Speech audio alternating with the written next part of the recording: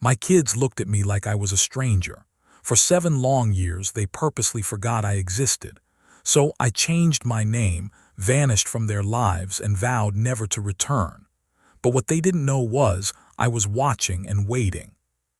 It had been 7 years. 7 long, heart-wrenching years since I last saw my children. The very children I had loved with every fiber of my being, the ones I had given my life for. And yet, here I was, standing outside their school, unnoticed, unrecognized, and most painfully, deliberately forgotten. I had come to understand the cruel truth slowly, painfully. It wasn't just the passage of time that had erased me from their memories. No, they had chosen this, chose to lock me away in the darkest corner of their minds.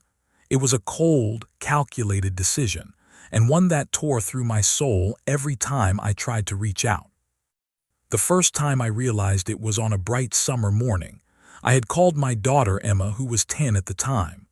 "Hi, Mom," I had said, my voice trembling with excitement. But she had paused, then said, "Who is this?" My heart had stopped. I had tried again, thinking it was a mistake. "It's me, honey, your mom." There was silence on the other end, a silence that screamed betrayal louder than any words could. Then, in the most detached, rehearsed tone, she said, "I think you have the wrong number." It felt like a knife through my chest, not just because they had forgotten me, but because they had decided to. 7 years of birthdays missed, scraped knees that no one kissed better, nights I had cried myself to sleep while wondering if they were thinking of me. All gone, erased by their own hands. I could have begged, pleaded, and cried, but I didn't. I couldn't. Instead, I made a decision that would change everything. If they wanted to forget me, I would leave completely. I would become a ghost in their world. And if fate ever allowed me, I would return, not as their mother, but as someone unrecognizable, someone untouchable. I changed my name. I left the city I had grown up in, sold the house I had built with dreams and memories, and started over in a place where no one knew me. I became Lara Thompson, a woman with a different life, different friends, and a different story. Every memory of who I was before was buried under layers of a new identity. At first, it was unbearable. I missed them with every heartbeat.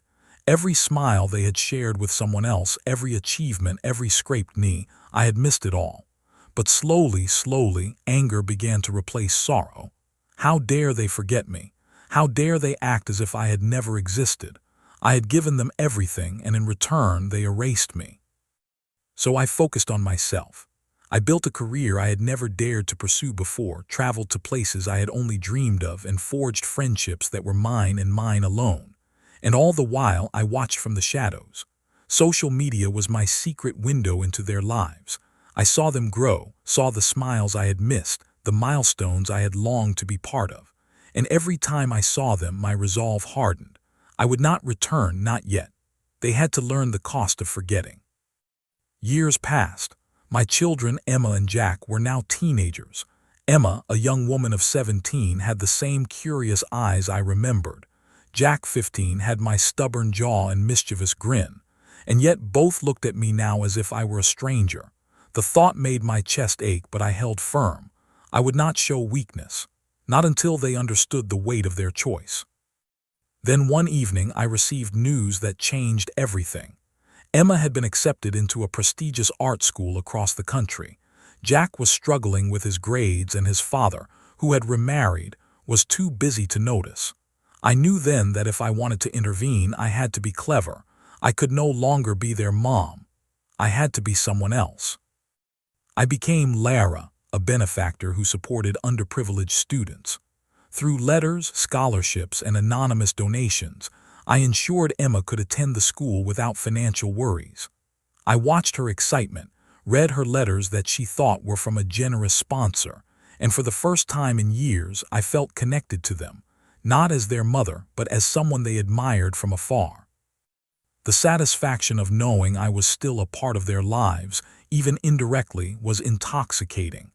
But there was a darker side to it, too, a bitterness that whispered every night that I would never forgive them. I had sacrificed everything, and they had nothing but indifference.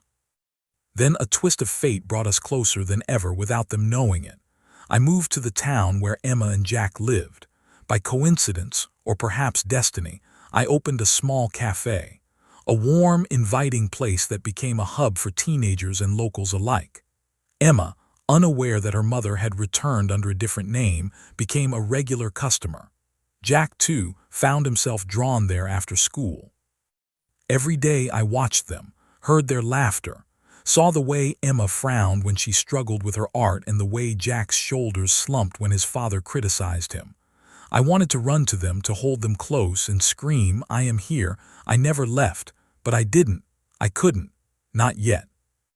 Instead, I became their silent guardian. I offered guidance subtly, advice that seemed coincidental, a kind word to Jack about studying, a small tip to Emma about her painting techniques.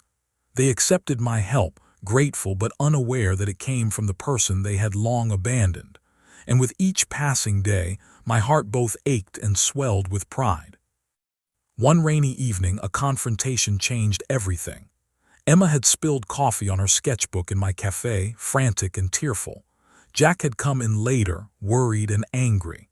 Their eyes met mine for a brief second, and in that moment I felt everything. The love, the pain, the years lost, collide in a storm inside me. Emma looked at me, her brow furrowed. "You always know what to say," she whispered, almost to herself. Jack nodded. "Yeah, you just get it."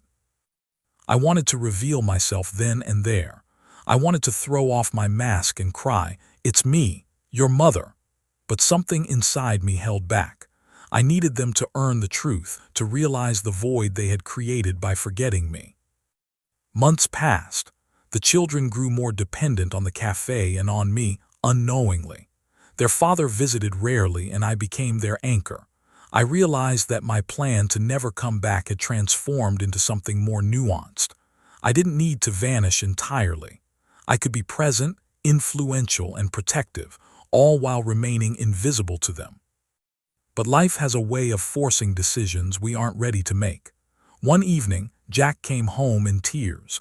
He had failed an important exam, and his father was furious. Emma had tried to comfort him, but her words were not enough. I watched, heartbroken, as he sank into despair. I couldn't remain silent anymore.